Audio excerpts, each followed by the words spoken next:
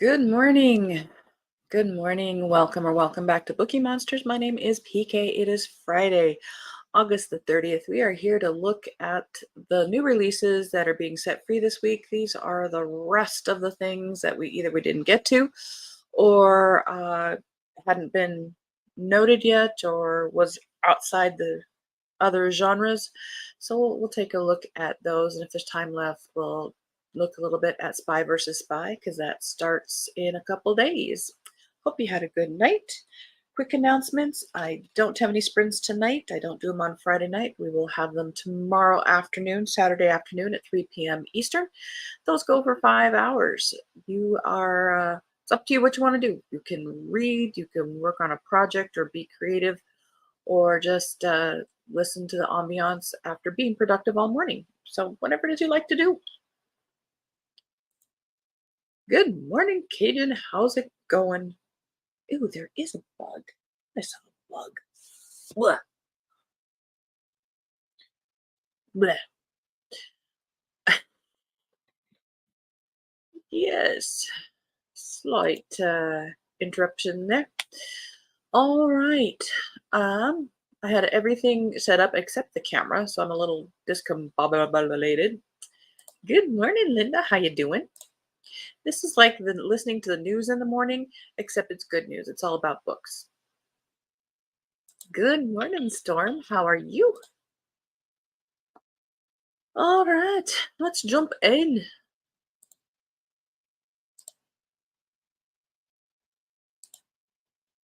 So these are things being released this week. This one is intriguing to me. I'm going to check it out a little bit further. One of my favorite time periods. Comes out tomorrow. This is by Ellis Blackwood. It's a historical mystery. Samuel Peeps Mysteries.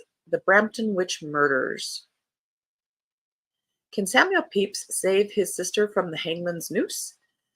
As the inferno of the Great Fire devours London in 1666, another firestorm rages in the tranquil village of Brampton, where Pepys' sister Paulina stands accused of witchcraft.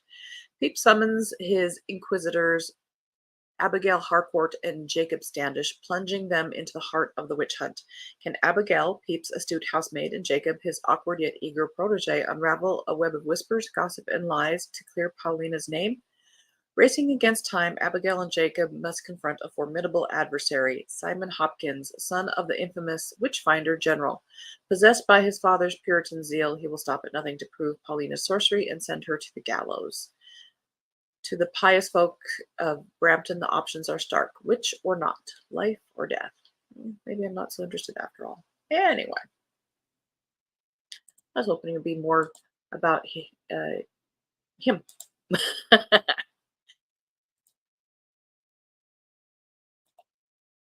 I'm tired? Oh, I know. I'm tired too. I didn't get up. I think I only got up twice last night, but still accumulated. Hi, Dream. How's it going? Another quick announcements. I will be doing uh, morning show on Monday, even though it is a day off. I will be doing them and then walking Keo and then going back to bed. But yes, we will have them on Monday. A Murder in Paris by Magda Alexander, 10th in the Kitty Worthington Mysteries. October 1924. After their magical wedding, Kitty Worthington and her husband, Inspector Robert Crawford Sinclair, head to Paris for their honeymoon. Art museums, haute couture, French cuisine, wondrous nights. It's everything Kitty has always dreamed of and more.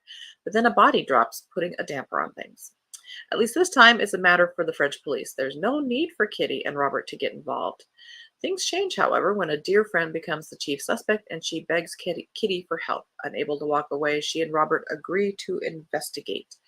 As they desperately search for clues, they discover a tortuous trail that leads from the Eiffel Tower to the Sacré-Cœur Basilica and the Moulin Rouge. With time running out, the solution eludes them until they realize the answers be found in the most macabre place of all, the Paris catacombs. I go to the Paris catacombs.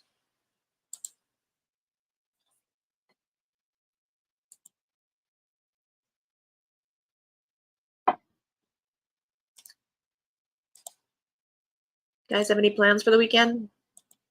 Other than sprints.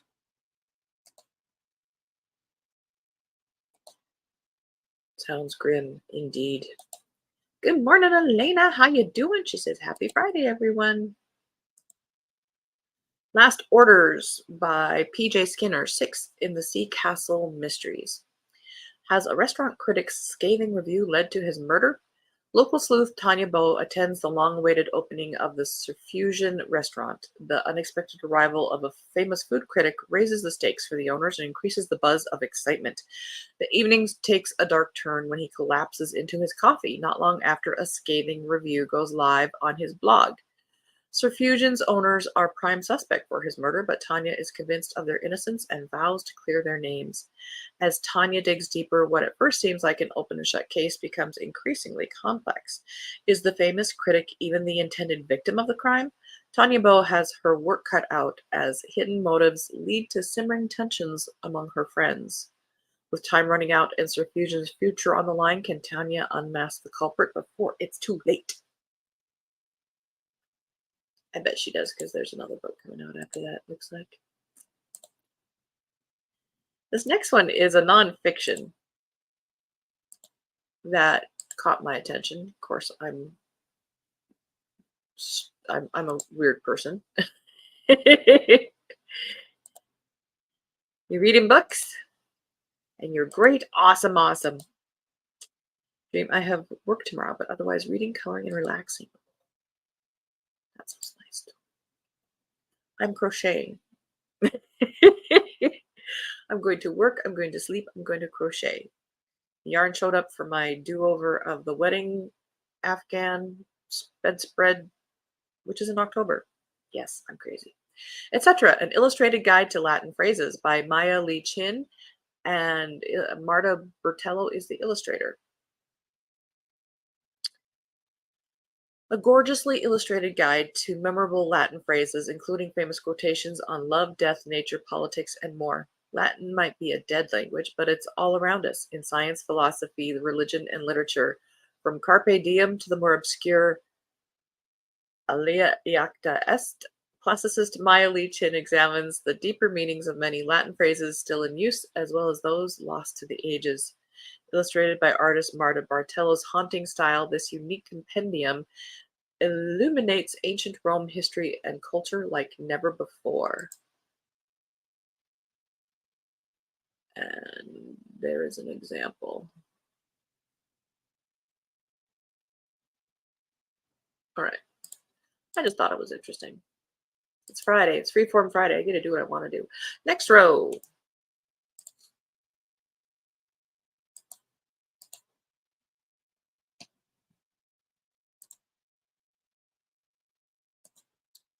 Fall of the Floros, third in the Alliance of Sicily book by Stefania Auci, and translated by Catherine Gregor and Howard Curtis. This is the epic saga behind the Disney-produced Hulu series, The Lions of Sicily, if you are interested. After triumph and brilliance, the Sicilian lions enter their fall. Glory is fleeting, fate sometimes cruel. For more than 60 years, the Florios have reigned supreme, establishing the city of Palermo as a European beacon of commerce and making Sicily one of Italy's most powerful regions. But now fate has taken a turn. As social and economic pressures erode the stability of a young Italy, the Florios, despite their wealth and power, must watch as their iron grip over the south begins to weaken.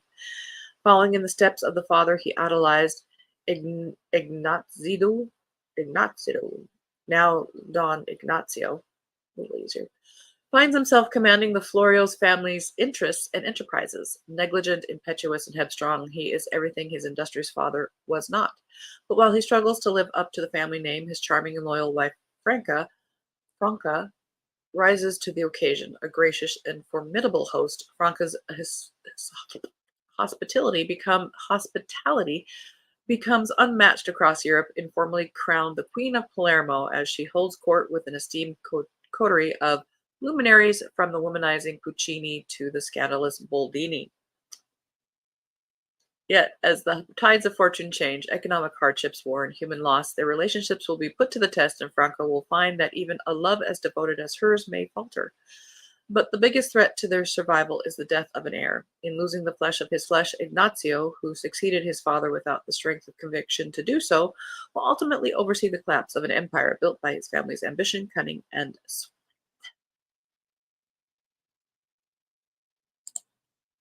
I'm not familiar with the show on Hulu.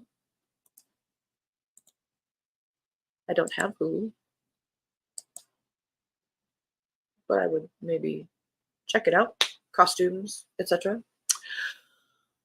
Cozies. We are back to some cozies. Okay. That sounds interesting. I love Latin. Me too. I've always wanted to learn. That's I have two regrets from high school, and one is not taking Latin. They don't even teach it anymore.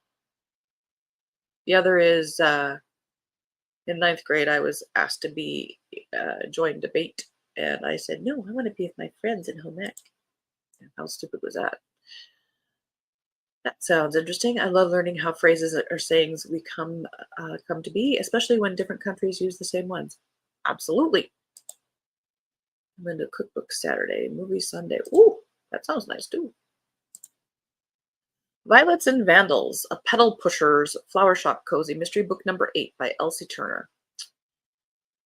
Someone has been spray painting graffiti all over downtown, and when young Archie Atwater gets caught, he's blamed for a big robbery at Angelic Antiques. Presley believes Archie is innocent and decides to find out who really robbed the store. As she investigates, Presley learns that the store's owner, Russell Obers, isn't who he says he is. He has a shady past and seems determined to blame Archie. Could Russell be hiding something? Is he using the fire and theft at his shop to cover up his own wrongdoings? Or is someone really trying to ruin his business?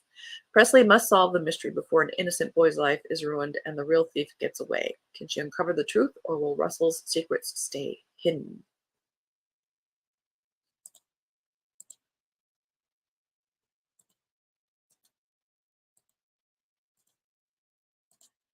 Late for the Bus Tour, a Senior Sleuths Cozy Mystery by M.K. Scott, 7th in the Way Over the Hill Gang.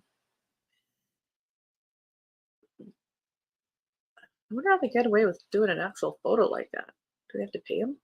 The senior sleuths are headed to Memphis to see Graceland. Well, that is if Eunice and Gus can make it to the bus on time.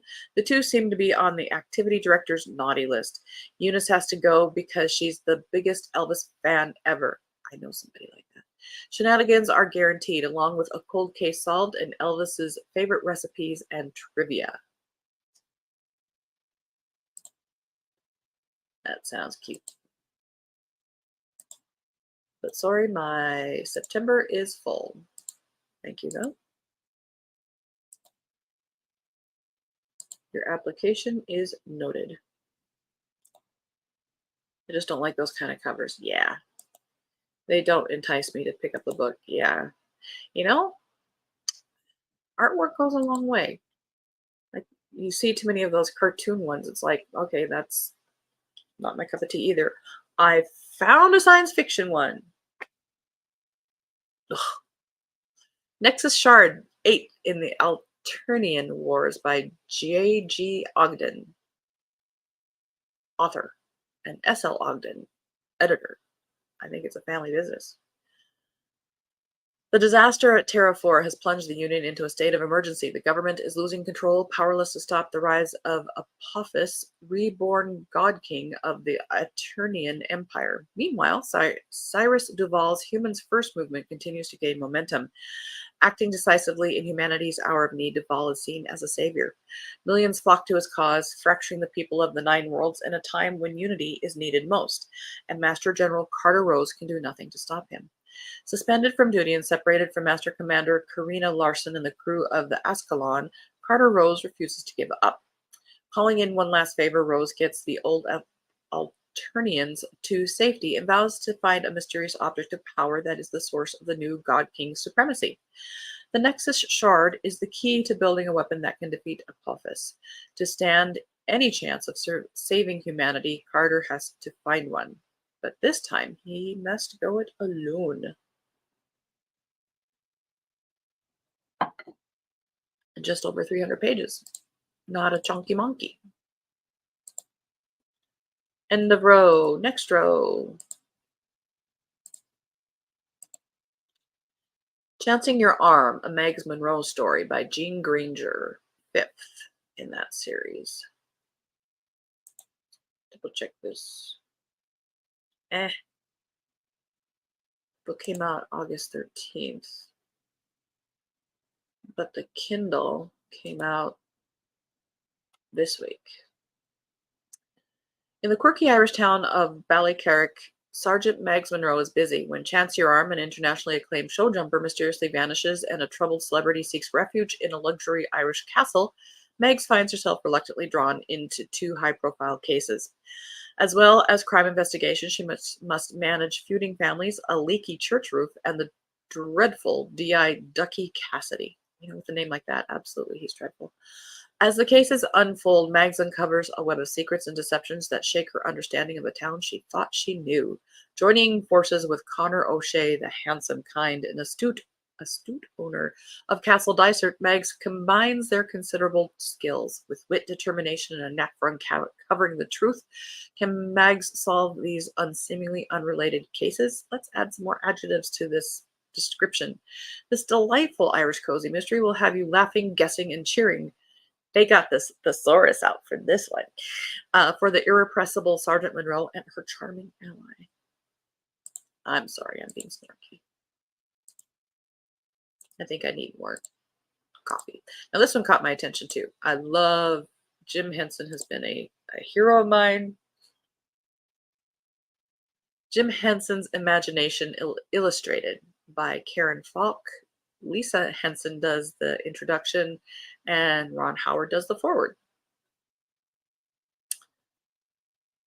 Journey into the creative mind of the incomparable Jim Henson with this intriguing look in his daily life through the doodles and inspirations that would become some of the most beloved characters the world has ever known.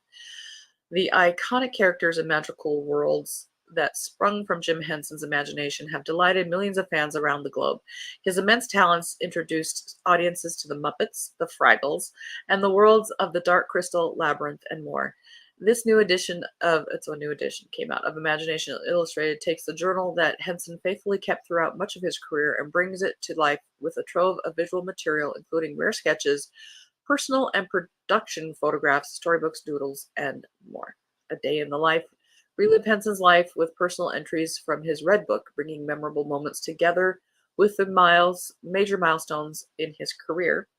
Meet the creators. Follow along in Jim Henson's daily life as he meets the many talented creative partners who helped him build fantastical worlds like Jerry Jewell, Frank Oz, Brian Froud, and more. The personal touch, including journal excerpts written in Jim Henson's own handwriting, this unique collectible brings a little bit of the creator's world into the lives of the many fans who admire his creative genius.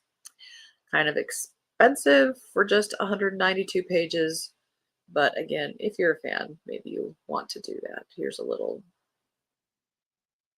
sample.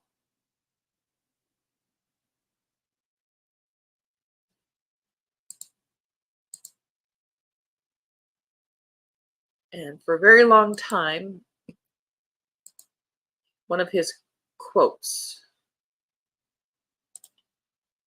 I absolutely love Fraggle Rock as a kid. Me too.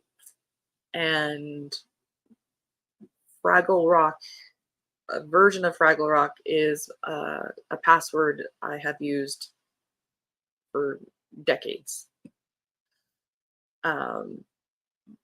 One of Jim Henson's quotes is one that I have for a very long time was my motto: follow your enthusiasm. As you get older, though, it's kind of like, oh, maybe that's not so great. A Deadly Deed by Joy Patrick, Magnolia Manor Mysteries, part of 9 books. A scandalous town secret brews. A mysterious bank robbing duo evades the FBI cold case unit. If a wily amateur sleuth can't help, nobody can. As Lily is busy doing upgrades to Magnolia Manor, all focus is on customer satisfaction and getting those 5-star reviews. Then crass guest Ethel Brimstone checks in and all bets are off. Meanwhile, head FBI agent Brock Armstrong continues to dismiss Lily's contribution to the cold case unit. So when elusive, violent bank robbers continue to taunt the unit, what is she to do but take matters into her own hands? As Lily and friend Anne go undercover with the help of the new eccentric librarian, Penelope Quibblesworth, things get more than a little dicey. But little does Lily know that the evil twist of events that awaits her as she uncovers a sinister town secret along the way that threatens not only Magnolia Manor, but Lily's own life.